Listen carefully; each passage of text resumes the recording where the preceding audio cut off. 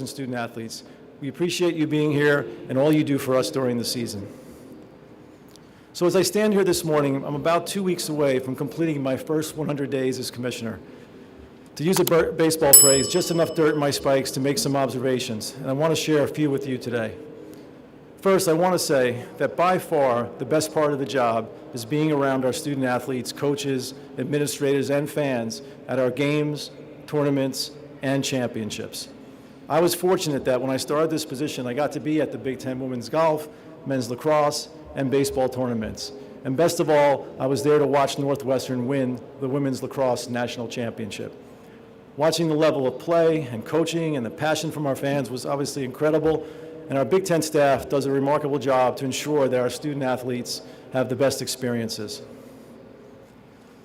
My second observation is more about the state of college athletics, and that is that meaningful collaboration with the commissioners of other conferences and President Baker of the NCAA, combined with legislative support from Congress, is essential to address the changing landscape of college athletics. And most importantly, to preserve the core mission of providing academic opportunities through athletics. I can assure you that the work is happening in some form every day. Third, I've spent an enormous amount of time talking to our coaches, student athletes, ADs, the COPC, and my A5 partners about NIL. And I have learned a lot what NIL is and what NIL is not. What it is a great mechanism for student athletes to benefit from their name, image, and likeness through real marketing opportunities. And we as a conference not only support, but celebrate a student athlete's ability to generate unlimited benefits from true NIL. However, it is important to say that much of what is happening now under the guise of NIL is not true NIL, but rather a move to a pay-for-play system that is driving recruitment and the transfer portal. This system operates away from and without institutional control, nor is it required to comply with Title IX. As a voluntary membership organization, the NCAA needs to be able to enforce its longstanding rules prohibiting inducements and pay-for-play. I do, however, feel optimistic about the future of college athletics. Recently, I had the opportunity to travel to Washington, D.C. and meet with members of Congress to discuss a fair and true NIL framework and discuss other issues facing student athletes and college athletics. Members of Congress and their staffs are engaged, and there's real momentum for bipartisan legislation that benefits student athletes, protects the academic athletic model, and recognizes that a national competitive landscape needs national rules that can be enforced. We are pleased that Congress is seeking to ensure that critical student athlete welfare benefits like continuing health care, lifelong learning, and mental health resources are broadly provided. Recently, the A5 issued a joint statement recognizing the significant work done by Senators Blumenthal, Booker, and Moran, as well as Senators Tuberville and Manchin. We look forward to working with them and their colleagues to move legislation forward. Next, I want to give you all an update on the exciting work the conference is doing to provide USC and UCLA with a thoughtful and smooth integration into the Big Ten. I had the pleasure of spending time in Los Angeles in mid-June with leadership from USC and UCLA. Student athlete welfare, scheduling, and marketing were the primary focus for both institutions at our meetings. Our football schedule format was an important step towards integrating UCLA and USC. The Flex Protect Plus system, as we call it, preserves important rivalries, while at the same time the nine-conference game format maintains the conference's strength of schedule and guarantees that every member will play at least one home and away game against every other member over each four-year period, truly connecting the conference. Thanks to Kerry Kenny and our ADs for leading this work. Led by Diana Sabo and the recent addition to our staff of Becky Penny, we are working hard on men's and women's basketball, and also the right regular season and postseason formats for each of our Olympic sports. I'm confident you will see creative solutions that address travel concerns, connect all of our members and student athletes into a unified conference, and promote competitive balance. I've also been asked a lot on the progress we've made in our long-form media rights agreements, and the answer is simply we've made significant progress towards their completion. We appreciate the spirit of collaboration from BTN, Fox, CBS, and NBC.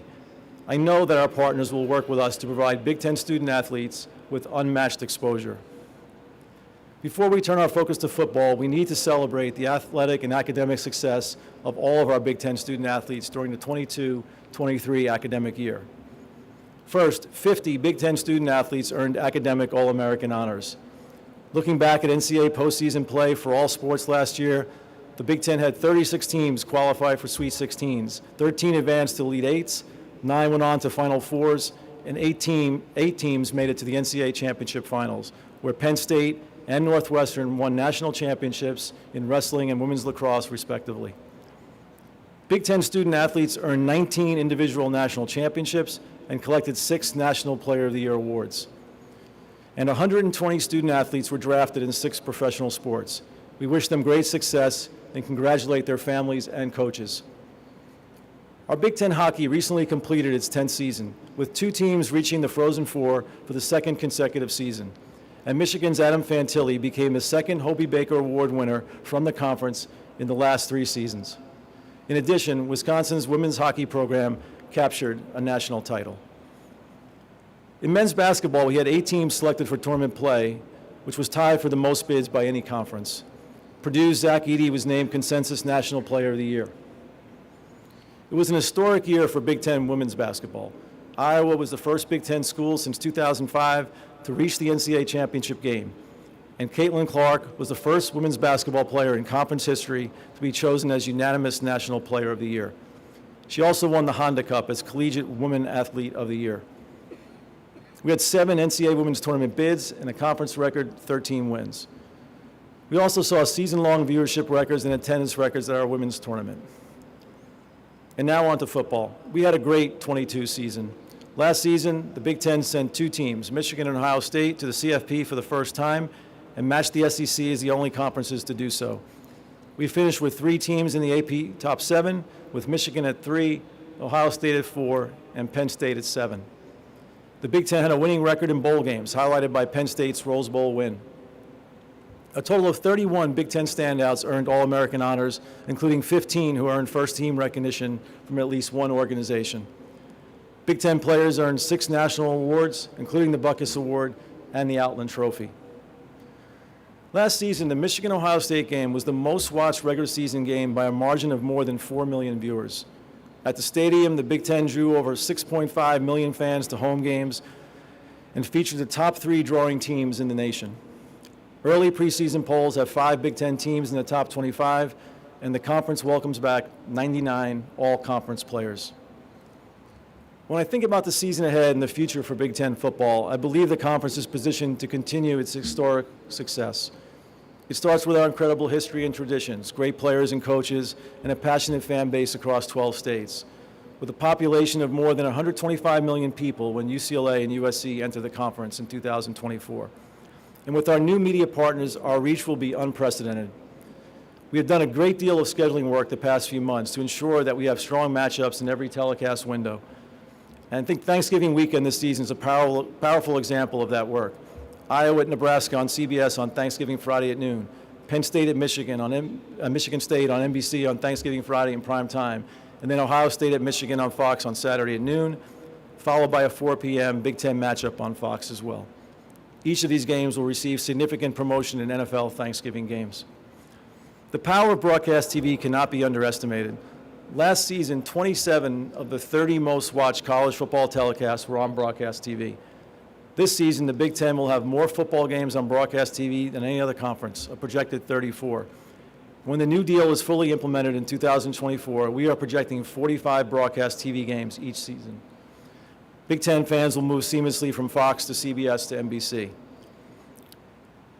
As I conclude today, just 87 days in as the commissioner of the Big Ten, I'm excited about our future. With committed leadership from our COPC and ADs, an energized conference staff, the addition of USC and UCLA, new and exciting media partners and expanded platforms, support from our coaches with the goal of winning national championships in all sports, and a strong belief in the academic athletic model, I believe that we are really just getting started. Thank you for being here. Now I'll turn it over to our moderator, Jamie, for any questions. Thank you, Commissioner. If we have questions, please raise your hand and we'll get somebody with the mic over here. Commissioner David Gold, Inside and You. With the recent allegations that have come out of Northwestern's athletic program, I'm wondering, is the conference launching an investigation, and will we expect to see further punishment for Northwestern? Yeah. Look, the process is, right now, Northwestern's launched 2 investigations. The process in the conference on these matters is led by the institution. So there's no investigation being launched by the conference. We'll wait to see the results of those investigations, and we'll have further comments at that time. Thank you. Other questions? Up here in front? Hold on, Bill, just 1 second. We're going Sorry, to get you the can't hear mic. Thank you. Phil Thompson, Chicago Tribune. Morning. Good morning to you. Along those lines, does this behoove you to take a look at hazing within the conference, not just Northwestern, to see if this is an issue in other schools? Yeah, I think when something like this happens, and I think, our member institutions are going to take upon themselves to do that, right? And the obvious result would be to look at practices to make sure that what's happening on campus meets the standards that we expect to provide safe, and healthy environment for student athletes. So I think that's where that work needs to take place, and I know that in talking to some of our directors and coaches that they understand that. Brandon Marcello, 24/7 Sports. Commissioner, I know you're obviously new on the job, and realignment and expansion is still being talked about nationally. I was wondering, what has the feedback been from your leadership in the conference about the future of the Big Ten and whether it should be larger than 16 in the future? Yeah, look, I think, and this came up, early, it comes up a lot over the last couple of months. What I'll say is that all the direction I'm getting from leadership, our presidents and chancellors, our athletic directors, is to focus on USC and UCLA. We have a lot of work to do there. I'm proud of the scheduling format that we created in football. I think it touches on all the right things, but we have significant work to do on scheduling our other sports, especially our Olympic sports, to come up with the best solutions. I believe that we've got a good plan in motion. I think we'll learn from it, and then, like anything, there'll be tweaks and changes. But overall, that's really where we are. I'm not getting direction to do anything else other than that in terms of just what the conference looks like right now. Down here in front.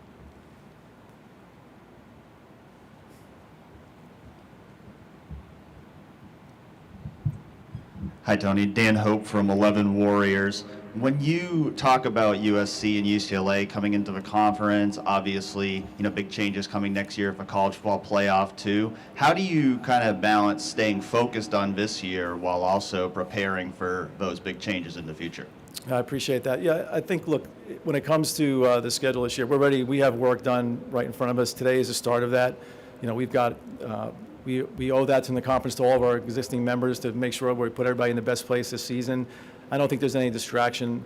I think we're able to do, 2 things at once, look forward and at the same time do everything we need to do day in and day out for this football season, not just our football, but also the rest of, the schedule this year for Big Ten sports. So I feel like we have the staff and the depth. We've done some things internally to shore up our staff to be able to do that, to put more energy into the integration of USC and UCLA. So I feel like the staff adjustments that we've made will allow us to do that effectively. We're going to come over here to the right. Tony, right here. Where are we? Welcome to the Big Ten. All right. A question for you. You touched on it in your initial statement, was the transfer portal, which just seems like it's way out of control with the number of athletes that are in this now. What are some really ideas that you guys have put forward so far to maybe put the horse back in the barn? One of the things that we're most focused on is just the incentives that are being created for students to consider leaving, right? So when you have a system that's providing, potential benefits for entering the portal, and a lot of athletes, unfortunately, aren't realizing those benefits when they enter the portal. So there's a little bit of a grass is greener on the other side. When I spend time with our coaches, the portal is an absolute priority. I think the combination of what's happening in terms of the benefits that are being provided with the freedom to move, that combination really came together at the same time. And so you've seen the system now operate together, and it's creating all kinds of different incentives that are fueling lots more kids to get there. And I think, when I talk to our leadership, what I get is a real deep concern about what's going to happen with graduation as students move at the levels that we're seeing today. Are they going to, moving credits and major changes? All of those things are important. And I think we're going to see the results of that pretty shortly with the data that comes out from this flood. But I think the first thing, the idea is like, what can you do around the incentives?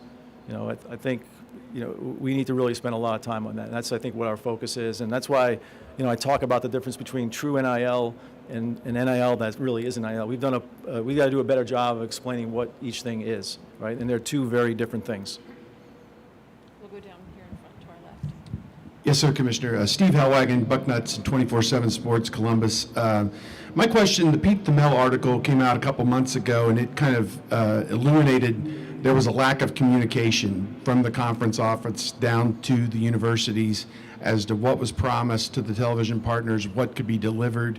Under your watch, is it going to be your mandate that you bring everybody involved in these discussions as much as you can? Somebody's got to lead them, but at the end of the day, these are still events on college campuses being played at off times, and it ruins the fan experience in some instances for night games in November, these kind of things. Just what do you say about that whole discussion that came out that things were promised but hadn't been fully vetted through the colleges? Yeah, I'm not going to speak to the work that was done before I got there. What I will say overall, that scheduling is the most collaborative process in the office. Like, it doesn't work unless the conference staff is working with our athletic directors and SWAs, on a daily basis to come up with the solutions. There are historic things that get carried forward in every conference: who you play, when you want to play.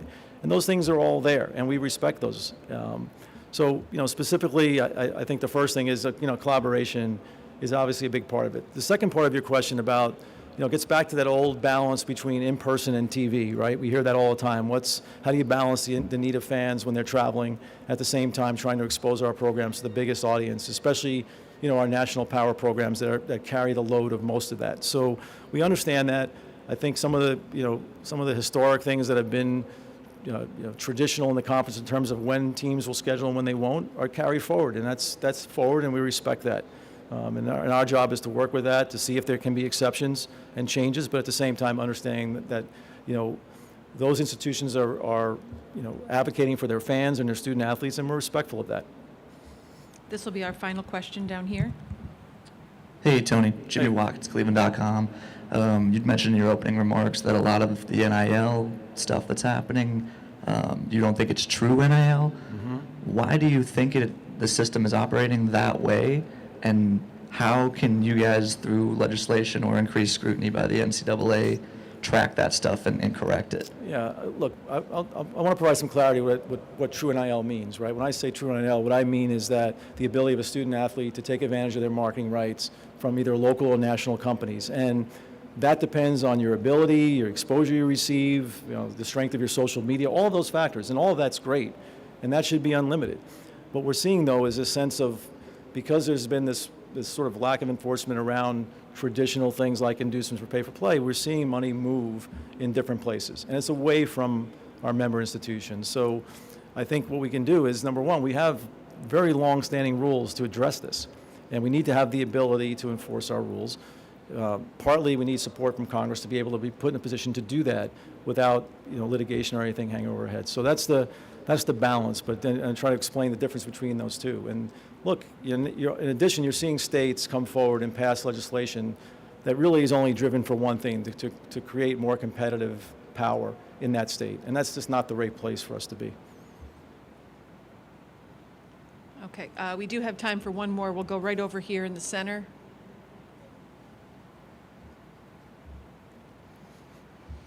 Commissioner, good morning. Charlie DeMar with CBS Chicago.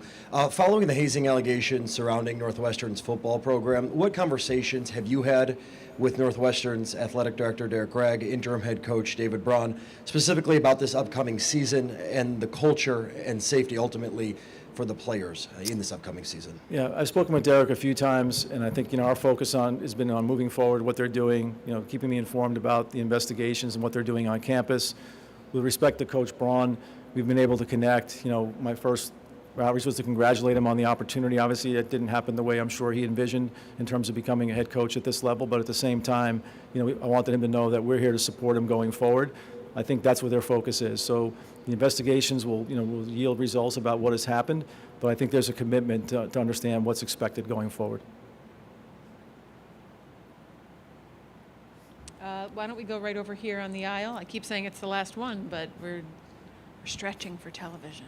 Yeah, Commissioner, how close do you think college football or major college sports are to actually paying the players themselves as opposed to them seeking income from NIL sources, et cetera?